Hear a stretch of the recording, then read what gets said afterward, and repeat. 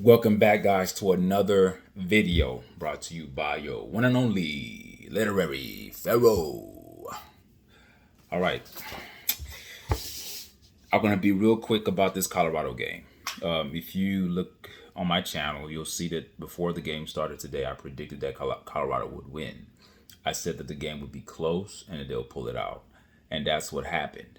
But the game should not have been this close. I still believe that Colorado was a better team, a way better team. The score is truly not indicative of how better of a team that Colorado is than the Baylor Bears.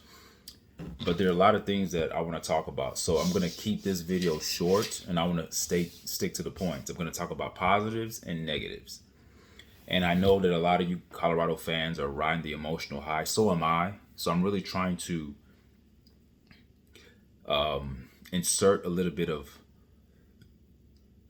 neutrality, right? I don't want to be overwhelmingly emotional because that win was amazing, the way they just won that game, but it didn't even have to be that close. Okay, let me start by the positives. Number one, the positives from this game that I saw for Colorado was their defense. I took some notes. Their defense, the first drive of the game, this is when Baylor had the ball. This is the first drive of the game, and the game first began. The defense started off with a quick 3 and out. That, to me, is how you build momentum, and that momentum actually sustained itself for the rest of the game. The 3 touchdowns that were scored in the second quarter, to me, is a little bit misleading. The special teams let Colorado down today, but I'll get to that later. Overall, the defense played a very good game. Earlier on, Colorado had a balanced attack, so much so that in the second quarter, around the 7-minute mark, you can hear the commentator say that Colorado, they're causing the Baylor Bears to respect the offense. You know, you don't want to be predictable, so it keeps the defense on their heels. How did Colorado keep Baylor's defense on their heels? Because they made a committed attempt to run the ball. Now, I don't want you guys to misconstrue what I say. When I say balanced, I don't mean that let me give you an example. If Colorado runs 20 plays, I don't mean that there has to be 10 runs and 10 pass plays. All I'm saying is that in the totality of the plays that you run, you have to have a committed effort to run the ball. But every time you run the ball, you have to be intentional with the run. Just don't run the ball up the middle just to say we ran the ball. Be very intentional. Be very intentional about opening up those lanes for those running backs to get through. Incorporate more exotic schemes in your running game. Be creative. That's all I mean. What I don't want is for a team to just totally abandon the run and just pass. So earlier on, there was a balanced attack. The first half had a balanced attack. The first quarter, especially. The second quarter, they kind of started to fade away from the run, but I still liked what I saw, that they were at least trying to run the ball. Again, the defense overall looked good. The defense early looked good, but the defense overall throughout the whole game looked good. Another positive, Travis Hunter. That's all I need to say. If you watch the game, Travis Hunter, you'll know why I'm saying Travis Hunter, because he did something spectacular at the end of the game in overtime. And then another positive for me are the running backs. Colorado has great running backs. They just don't run them enough. Even with the kudos that I'm giving Colorado for being more balanced, they still don't use those running backs enough, in my opinion. Okay, now I've talked about the positives. I'm going to talk about the negatives. The second half, the Buffs went back to daddy ball. They were down by 1 score in the third quarter. Rewatch the game. They went back to just pass. When you do this, you don't have to be a football expert, okay? When you continually pass like that, you put too much pressure on your offensive line, because now the defense knows exactly what you're going to do. You become too predictable because your tendencies are shown. When you put a lot of pressure on your offensive line, they're more likely to have holding calls. And that, what's his name? Jordan Seaton, I think that's his name, the freshman left tackle. He did not have a good game today. He had a couple of holding penalties, a false start, and high school football is different from big boy football when you're playing D1. And most schools that wanted him, they wanted him, but they were going to redshirt him. This is why when you go to a good program, they take 5-star athletes and they develop them in that first year. They redshirt them. So when they do come their second year, which is actually their sophomore academic year, but their athletic year, it's a redshirt freshman year. So they're more so ready and more equipped to take on the play of college football. They're ready. But Jordan Seaton is being thrown out there immediately as a freshman. And so he's learning, he's growing, and he's learning on the job. So we're going to have to be very patient with him. He's good, but we see why good programs that are elite around the country redshirt 5-star athletes, because you automatically think, oh, you're a 5-star, you're going to play. Sometimes these athletes don't come and play immediately. They redshirt for a reason. So the second half, Buffs went back to daddy ball. And I call it daddy ball is when Shedeur is throwing the ball back to back to pad those stats. And especially in the third quarter. Shedeur holds the ball too long, folks. I know you guys that think that everything is the offensive line's fault. Some of those sacks are on Shedeur. He holds the ball too long. He's trying to look for the big play too much. He's not quick enough with his feet to scramble, so he's trying to buy time. If you already have an offensive line that's at best average, you don't need to do that. If the play that's designed is not there, just throw the ball out of bounds. Or I would rather you just run for a couple of yards and slide. He sits back there, he drops back and holds the ball too long, and then when he does get sacked, they lose yardage, putting them further behind the chains. So that's a negative that I saw. But if Colorado was more balanced in the second half and committed to the run a little bit more, that could have been a way to protect Shedeur, because now the defense has to be honest. They really have to consider, are they going to run? You can't just pin your ears back and go straight forward. And we start to see remnants of what happened in past games, especially last year. Remember when Shedeur continually kept on being sacked back to back to back? That almost happened this game. It just happened to be that Shedeur committed some Houdini type acts. He was able to escape the pocket and get away from most of those sacks that were coming towards him. He was able to evade the pressure, but he's not going to be able to do that all the time. This game should not have been this hard to win if the offensive play calling was a little bit better. I'm telling you, watch the third quarter. They reverted back to doing what they always did, and it almost cost them this game. Colorado, another negative, Colorado played into the strength of Baylor.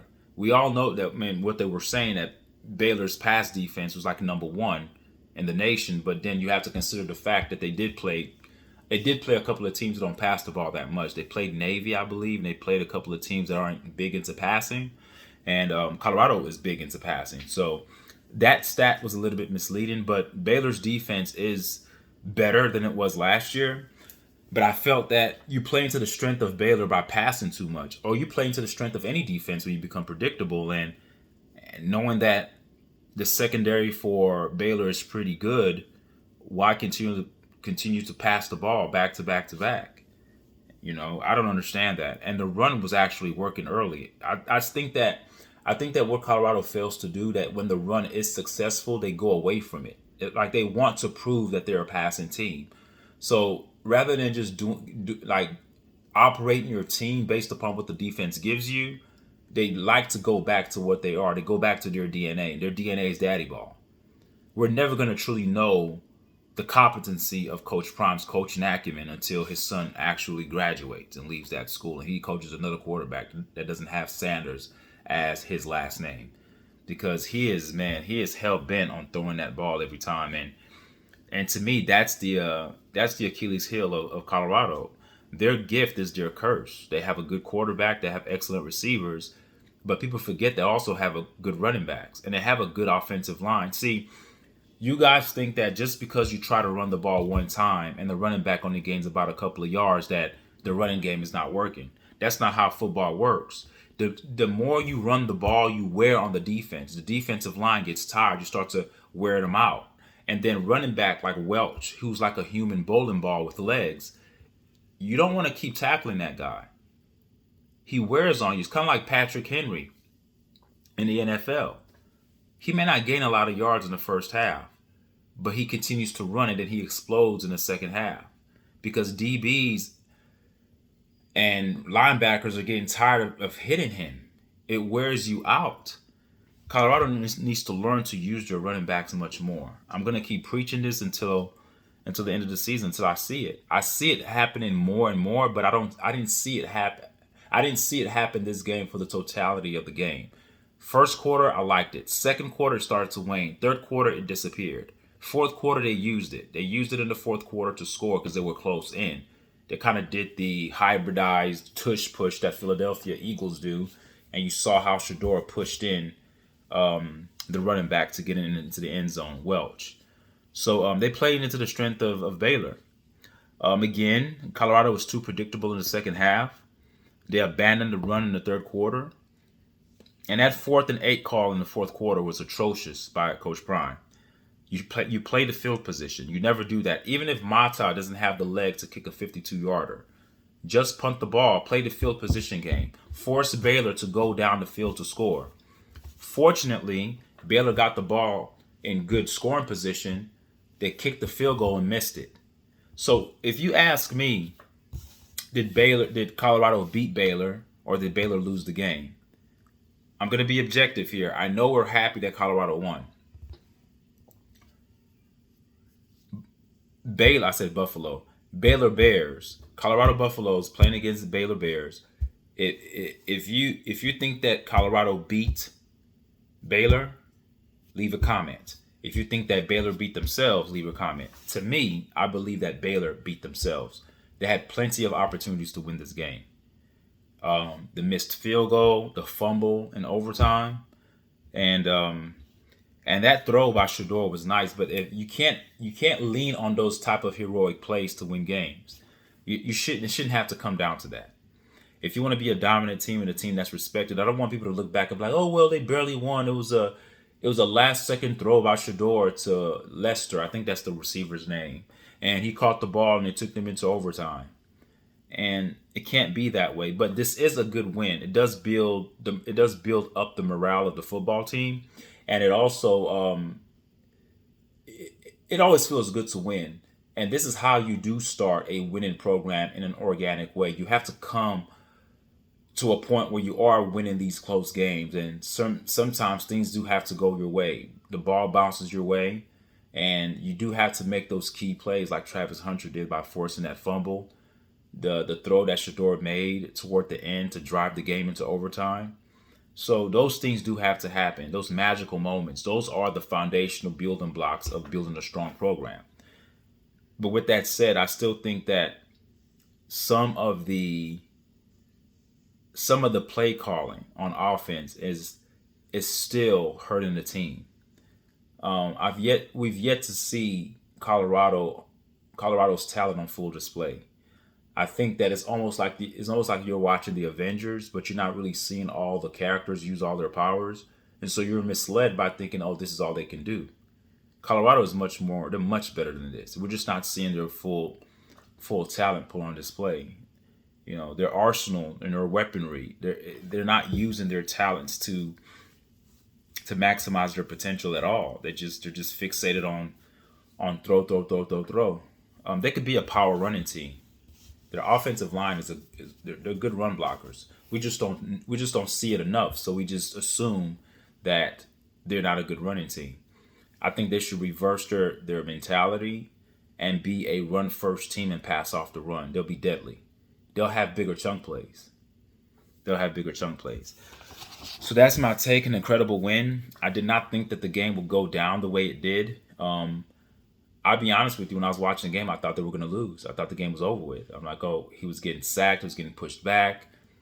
Those penalties hurt Baylor. Those pass interference penalties gave Colorado chances to start all over again with new set of downs. So those are those things that we need to look at.